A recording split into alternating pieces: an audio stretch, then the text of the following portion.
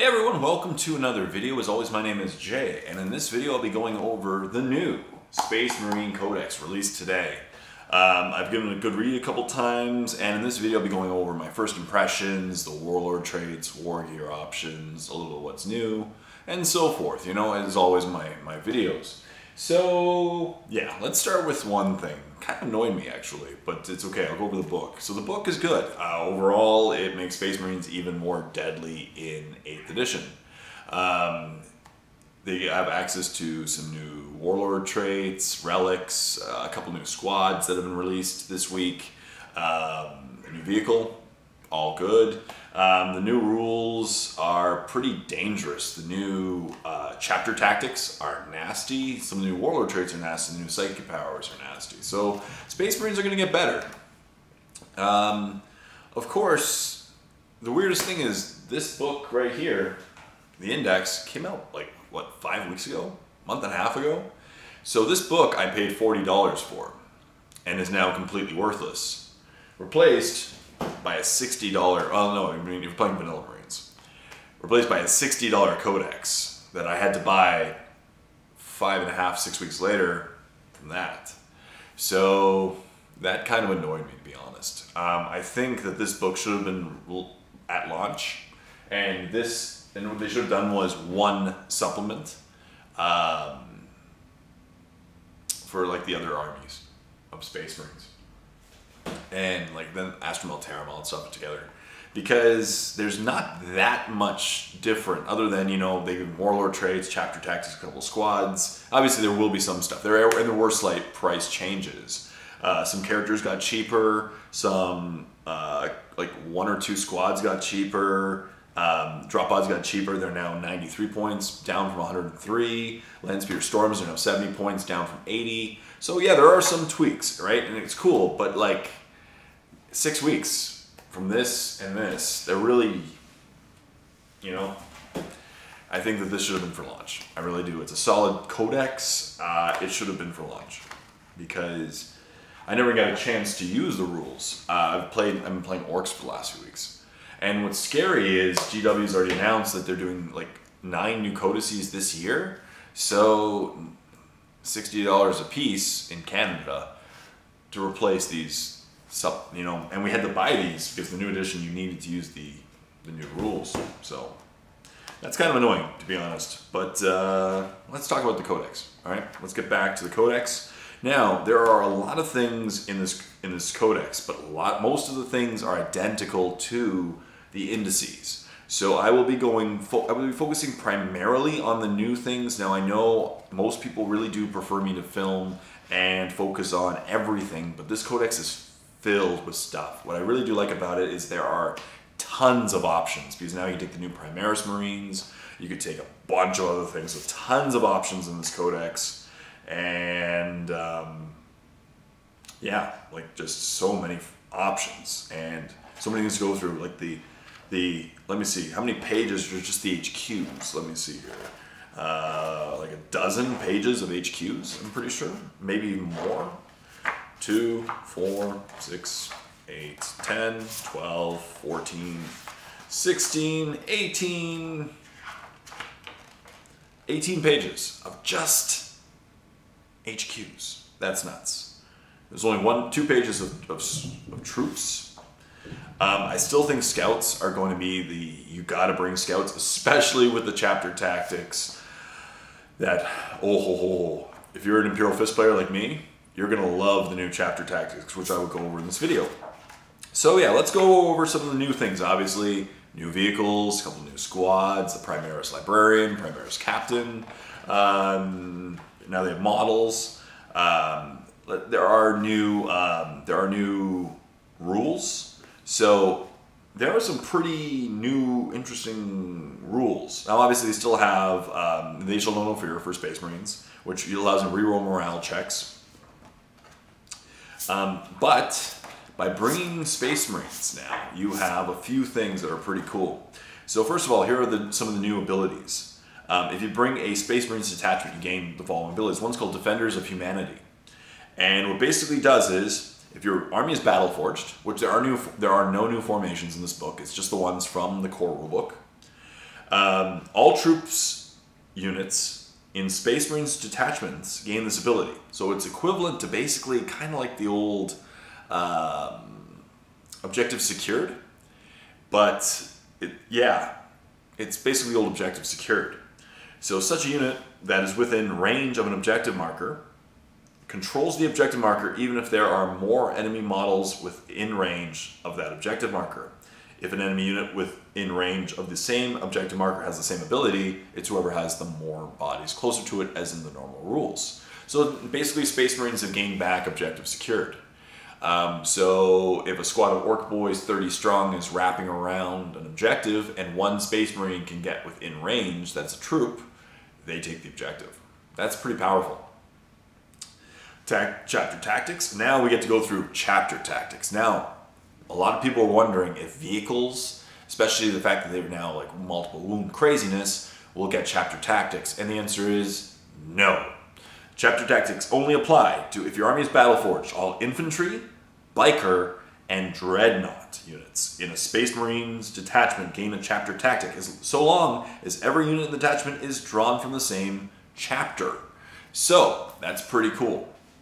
So basically what that means is you can't throw in Guilliman if you're running Imperial Fists, and then you lose your chapter tactics, right? Makes sense. If your chapter does not have an associated chapter tactic, use the chapter tactic of its founding chapter. For example, Crimson Fists are successor chapter of Imperial Fists, so should use the chapter tactic of the Imperial Fists. If you're unsure, look it up. Cool. So chapter tactics. Now these are pretty cool.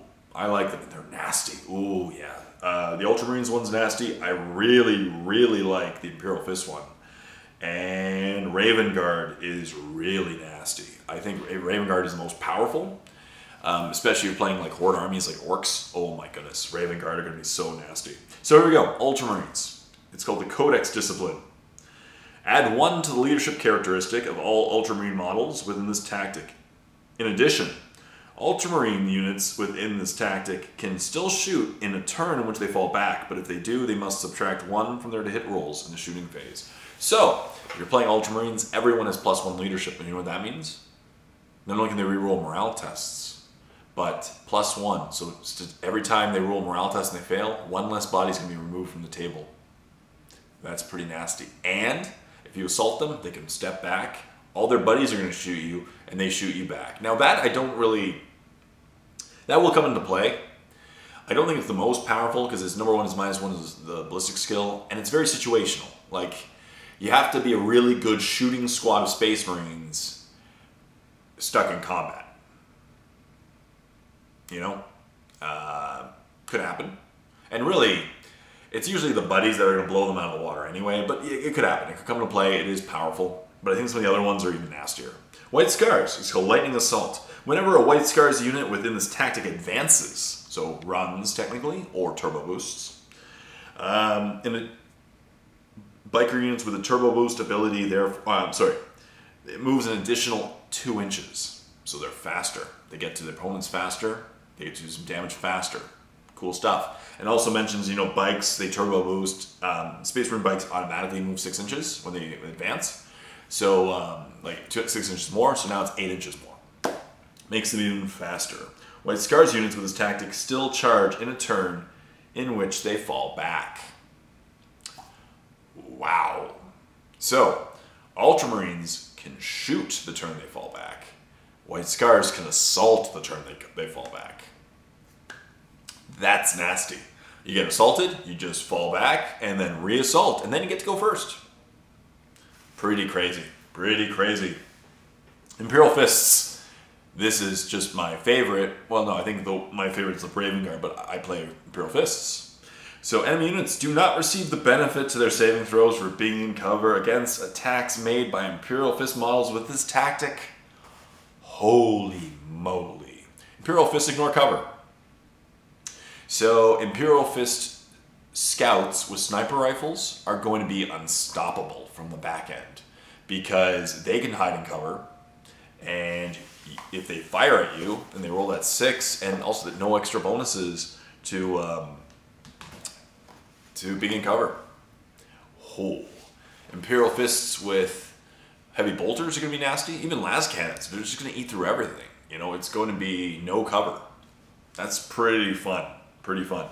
And Imperial Fist units with this tactic. In addition, you can reroll any failed wound rolls for Imperial Fist using units with this tactic when they're targeting a building. That one won't come into play too much. It's the equivalent to the old Tank Hunter for buildings. They used to like to shoot buildings. Black Templars have Righteous Zeal. You can reroll failed charge rolls for Black Templar units in this tactic. That's cool. That's cool. Salamanders. You can reroll a single failed to hit roll and to wound roll for each unit, each turn, with this tactic, each time it shoots or fights. Cool. So one extra to hit roll, one extra to wound roll, never hurts. That's also pretty nice if you're using a lot of plasma or something that will get hot. Raven Guard. Now this is the nastiest one to me. This is really, really nasty, other than maybe ignoring cover, but still. Raven Guard. Your opponent must subtract 1 from any hit rolls when shooting at Raven Guard units with this tactic if they are more than 12 inches away. So, being an Orc player or Tyranid player, wow, right? Everything's snap firing at distance. Even Space Marines, you know what? 3s to hit to 4s to hit, 4s to hit to 5s to hit. You know, that's huge. That's huge. And that means you just got to stay at a bit of a distance. Makes you a lot more survivable. Orcs are going to be terrible, like everything 6s to hit. That's nasty. Iron Hands. Roll a dice. Each time an Iron Hands model with his tactic loses a wound, on a 6, the damage is ignored, and he does not lose the wound. So the old Feel No Pain. Cool stuff. And those are the chapter tactics.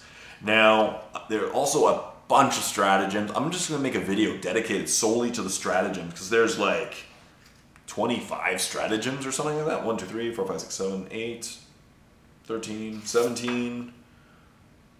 Yeah, there's 26 stratagems that you can use. That's crazy amount of stratagems. So huge amount of versatility that you can use those command points for during the game. My favorite one is, of course, Orbital Bombardment. It's just fun. But there's a lot of stratagems that we'll be going over. Now, some of them have to be like Raven Guard, some of them have to be Adeptus Astartes, some have to be Salamanders, some Iron Hands, for example, vehicles. So they are situational. You can't use all 26 for your Space Marines, but that's pretty cool.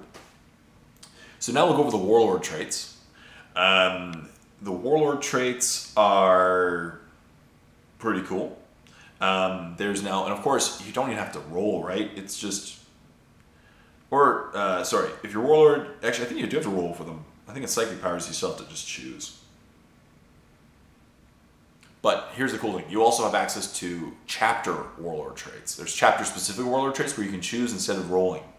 But if your Warlord of your army is an Adeptus Astartes character, you can pick their Warlord trait or roll. So you can just pick it. So there's 6 Warlord traits. First one, Angel of Death. Subtract 1 from leadership characteristic of any enemy units within 6 inches of your Warlord. Cool. If you're Gilliman, that'd be amazing. Reroll the next one, number 2, Imperium Sword. Reroll failed charge rolls with your Warlord. In addition, if your Warlord charges in a charge phase, add 1 to his attack characteristic until the end of the fight phase. Alright. Iron Resolve. Add 1 to the wounds characteristic of your Warlord. In addition, roll a dice each time your Warlord loses a wound. On a 6, your Warlord shrugs off the damage and does not lose the wound. Feel no pain. Storm of Fire, number 4. Each time you roll a wound roll of 6 or more for a friendly chapter unit within 6 inches of a Warlord within the shooting phase, the armor penetration characteristic of the attack is increased by 1. So that means that bolters, which are AP 0, become AP 1. Heavy bolters become AP 2. Or minus 2, you know what I mean. Las cannons, minus 4. That's pretty awesome. I like that one. I like that one too. But again, I do feel that 8th edition is all about the conga line tactic. It's very much about bubble wrap your Warlord or whoever gives the bonuses and just conga line everyone. You want every squad to be at 6 inches because it's not entirely within, it's just within 6 inches. Number 5, Rights of War. Friendly chapter units within 6 inches of your Warlord automatically pass morale checks. Huge. Of course, they always, like, Ultramarines get +1 and they get to reroll. Number 6, Champions of Humanity. You can add 1 to hit rolls and wound rolls, made for this Warlord in the fight phase when targeting enemy characters. Situational. But here are the chapter-specific Warlord traits. They have to be named for named characters and Warlord traits. So, if Marnius Calgar is your Warlord, he would have the Ultramarines Adept of the Codex Warlord trait. Of course, you have to match it up with the Warlord trait specifically for their faction. So Ultramarines, Adept of the Codex. While your Warlord is alive, roll a dice each time you spend a command point. To use a stratagem on a 5+, the command point is immediately refunded. Nasty. White Scars, Deadly Hunter. Roll a dice each time your Warlord finishes a charge move within 1 inch of an enemy unit. On a 4+, that unit suffers a mortal wound. Imperial Fists. Friendly Imperial Fist units within 6 inches of your Warlord that are receiving the benefit of cover add an additional 1 to their saving throws against attacks with an AP characteristic of -1. So heavy boulders. Okay, that's really weird and specific. Crimson Fists. If there are at least 10 models within 6 inches of your Warlord when he fights in the fights phase, add D3 to his attacks until the end of the phase. Black Templars. If your Warlord can perform a heroic intervention if the enemy unit are within 6 inches rather than 3 and can move up to 6 inches when doing so. Salamanders. Add 1 to the strength characteristic of your Warlord. Raven Guard. Enemy units cannot fire Overwatch at your Warlord. Cool. Iron Hands. Each time you roll a hit of 6+ for your Warlord, make one extra attack at the same target using the same weapon. These bonus attacks cannot generate extra attacks. Cool. And there are a bunch of chapter relics, which we might have time to go over in this video. You know what, let's keep going.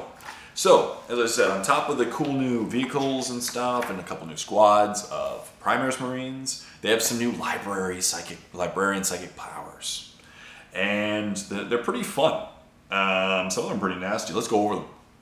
Most of them are charge values of 6. A couple of them are, I think one's 8, one's 5, 7, cool. So the first one's Veil of Time. Now, as always, you can just choose your psychic powers. Yeah, or just roll a d6. I'm probably just going to choose. So Veil of Time, number 1. If manifested, it is a warp charge value of 6. If manifested, pick an Adeptus Astartes unit within 18 inches until the start of the next psychic phase. You can reroll charge rolls and advance rolls for that unit, and they always fight first in the fight phase, even if they didn't charge. Obviously, if both have the same power, it's the same, whoever's turn it is. Might of Heroes.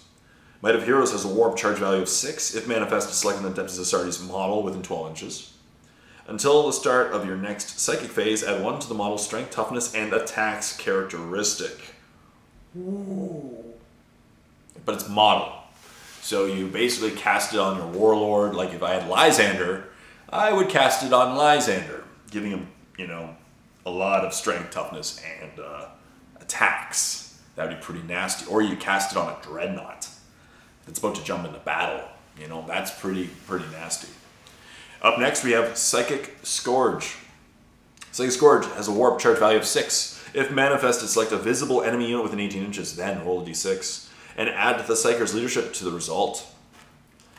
So, that's pretty nasty. Your opponent then rolls a d6 and adds the leadership of their unit to the result. If the Psychic's total roll is greater than the enemy's, the enemy unit suffers d3 mortal wounds. And of course, you're going to use your stratagem to re-roll that. If you roll terribly, if it is equal to the enemy's score, the enemy unit suffers 1 mortal wound. If it's less, nothing happens. Pretty nasty. So again, you can just remove 3 wounds from whatever you want to kill. Fury of the Ancients. It's a warp charge value of 7. Slightly harder to cast. If manifested, roll 3d6 and select a visible enemy model within that many inches of the Psyker. So random distance. If no enemy models are within that range, this power has no further effect. Draw an imaginary straight line between the Psyker and that model. Each enemy unit that this line passes over or through suffers a mortal wound. It's like a laser beam of death. I like it. Psychic Fortress is a warp charge value of 5. If manifested, select a friendly Adeptus Astartes unit within 18 inches. Until the start of your next psychic phase, that unit automatically passes morale tests, and you can roll a d6 each time it suffers a mortal wound from a psychic power. On a 4 up, the mortal wound is ignored. Null Zone has a warp charge value of 8. so it's pretty powerful, if you know what I mean. If manifested, then... Wow, this is a really harsh sentence. If manifested, then until the start of your next psychic phase. Should check grammar on this one. While they are within 6 inches of the psyker, enemy models cannot take invulnerable saves and must half the result of any psychic tests that they take. That is pretty nasty, very circumstantial. You have to be, facing a opponent with a lot of invul saves, but like against certain Tyranids, that'd be pretty crazy. So yeah, we've gone over the psychic powers, the Warlord traits. I'm going to make a video probably just for the chapter relics, because there's a lot of them. There's a lot of stratagems. But yeah, so let me go over my first impressions. It's a solid codex. I really think it should have been just released a month ago. Saved us some time and money, whatever. It makes Space Marines even better, even crazier to kill, even more powerful. They're going to be stronger in this edition. They basically now have the equivalent to the old objective secured, which is pretty crazy. The Warlord traits are nasty, but I like the chapter tactics. Imperial Fist, ignore cover. Works for me. Now that's only, I must reiterate, chapter tactics only apply to infantry, bikes, and dreadnoughts. So it does not apply to vehicles. You won't have Razorbacks driving around the battlefield, ignoring cover. That'd be pretty powerful, So that's cool. So that's it. We'll go over the more changes in the books. I'll go over just really the big differences between this and the previous one. I know I should go over all the rules, but there are 18 pages of HQs. I don't have an hour for that one particular video, but we'll see. I'll go over as much detail as I can and the big changes. So stay tuned for more videos. As always, this is a free content video. So a huge thank you to all my Patreon subscribers for supporting my videos. Link in the description below if you want to support my videos. It helps me purchase these books to do these reviews for you. And stay tuned for more videos. Leave your comments in the comment section down below. What do you think of the new Space Marine Codex? What do you think of what I've said and the nasty combinations? Let's have an awesome discussion about these new rules. And yeah, please like the video, comment in the comment section down below. Subscribe to my channel if you haven't done so. All helps a lot. And until next time, this is Jay saying, happy painting.